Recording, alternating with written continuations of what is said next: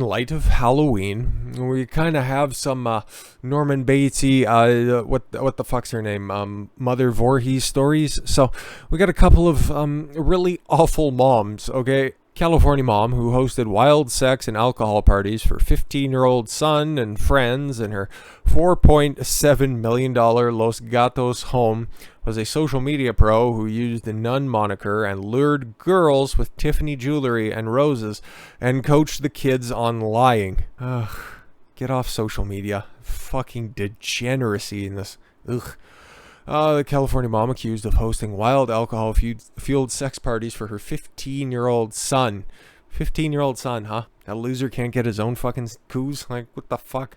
And his teen friends allegedly went by the nun on social media and lured girls with gifts such as Tiffany jewelry, a report says. Shannon O'Connor, 47, who is Jeffrey Epsteining 14 and 15-year-olds to her 4.7 mil... Not hers, okay? Who bought this for her? Let's get to the fucking point of this. It's painted as a tech-savvy predator who taught the teens how to lie and even allegedly used gifts in order to bait them, to make sure that they didn't have to masturbate them. Haha. Joke. A Denver Post article published Sunday details the tactics O'Connor allegedly used to gain the teens' trust. She's really good with phones. Oh, okay, cool. So is everybody post-1950. She's a pro with social media. What a waste of a life. One mom told the outlet she tries to put a wedge between the parents and the children. She's a predator. Yeah, but she's really good with phones and social media, so big ups, I guess. O'Connor was extradited October 19th from Boise, Idaho to Santa Clara County, California, and later arraigned on 39 charges, including felony child endangerment. I don't think they were in any danger unless her kids were especially aggressive. Child molestation, fair enough. Sexual assault and contributing to the delinquency of a minor. I think all of those are fair. She was denied bail last week and hit with 15 protective orders barring her from contacting the victims, including her own child.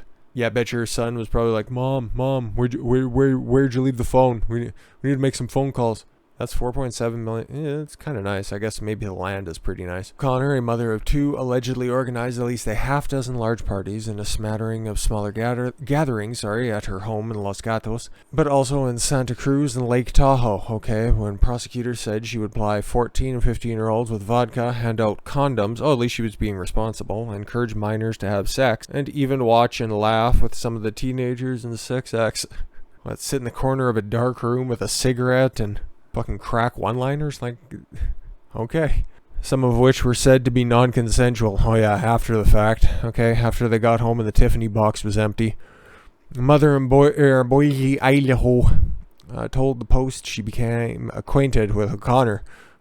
She was playing along with the text message that she received on her daughter's phone.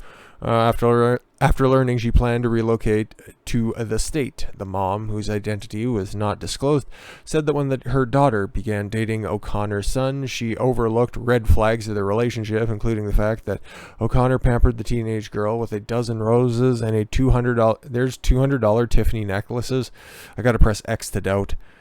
She even ordered Uber Eats to the girl's home when she was hungry, the other mom claimed. Yo, this mother's just big pimpin', actually. The mom said she later received a tip, so did her daughter, from a California parent and began poring through the daughter's text messages for clues. The online trail revealed that O'Connor was purportedly helping her daughter sneak out of the house after her parents were asleep. Oh, that old gag. Are you alone? The text said. What are you wearing? Are your parents asleep? Did he get in okay? Oh, it sounds like he's trying to break in after everybody's asleep, so get your fucking story straight. Again, what a absolute fucking creep this lady is. Not as bad as Houston, okay? Ugh, every once in a while these types of stories pop up and they just make you lose a little bit more faith in humanity, and especially in the court system, even if you had any left. But mother and boyfriend were released without a charge after her 3 abandoned starving children, 7, 10, and 15, are found locked inside Houston apartment next to their decomposing remains of their 9-year-old brother who had been dead for over a year. Wow.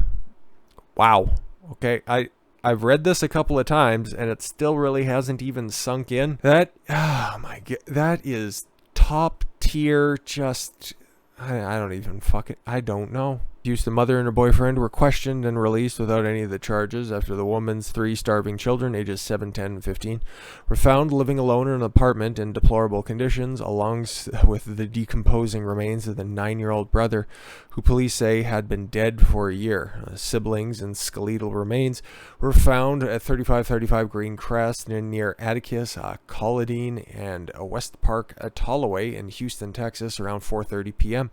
on Sunday, after the police responded to a request for a welfare check that was made by the eldest child. Hey, my dead brother's starting to stink. Can you guys make a swing by? That'd be great. Harris County Sheriff Ed Gonzalez said that the 3 brothers were living without adult supervision for months in deplorable conditions, and that the body of the dead child was on full display. God, what was this? Like, Weekend at Bernie's gone about as well as it would in real life? Fucking Jesus. Happy Halloween. In an update last Sunday, Gonzalez revealed that the children's mother and her boyfriend had been located and interviewed by homicide detectives. What didn't they find? On Monday, the sheriff announced that the couple was released without being arrested or charged with any crime. Hopefully just like right now, okay? No explanation was provided for the decision to let the pair go home at this time. In response to request for comment, a spokesperson with the sheriff's office wrote in an email to the Daily Mail, "This is an active investigation with charges pending." Thank fucking God. Definitely don't want to fuck this one up because this sounds just the worst. While there were seemingly no indications that the children were locked in the house, they had seemingly been abandoned by adults and were fending for each other and apparently off each other. I think the oldest sibling was doing the best he could to take care of the others, Gonzalez said. He did not say whom the apartment was registered to, nor who was paying the rent. Yeah, again, there's a lot of missing links in this story. Connecting all the dots, I wish you would. It seems that they were there while the body was deteriorating. HCSO is now investigating to determine the circumstances that led to the death of the minor and how long the kids have been alone. The neighbor in the apartment complex told the station KTRK that she complained for months about a foul odor emanating from the unit where the shocking discovery was made over the weekend. No shit. It probably smells worse than that too. The gruesome incident began unfolding at around 3:15 on Sunday when cops received a 911 phone call from the 15-year-old boy telling a dispatcher that his 9-year-old brother had been dead for a year and his skeletonized body was in the room next to his family's apartment. Okay. Teen also revealed that his parents had not been living in the apartment for several months. Several months, dead for over a year. I hate this story. According to the sheriff, who described the situation as heartbreaking, the younger siblings appeared malnourished and showed signs of physical injury. You don't say. All 3 surviving children were taken to hospital to be evaluated and treated for their injuries. It's unclear whether any of the surviving siblings were enrolled in school. I think you probably know because there's pretty much a guaranteed victory for show and tell. That's right there in the apartment as well. And these don't look like shitty apartments by any means. Like, there's the complex. Like, they look nice-ish. They could be in a real bad neighborhood, but it doesn't really look like it. All of the vehicles that are in the parking lot kind of just look like they were off of a fleet lot, if we're being completely honest. But it looks like a pretty upstanding place, and I'd love to see more information about this story come out. Well, love is a weird word to use on this one, because it's one of the worst stories I can think of. It's right up there with another, like this story's being dubbed to the Houston House of Horrors.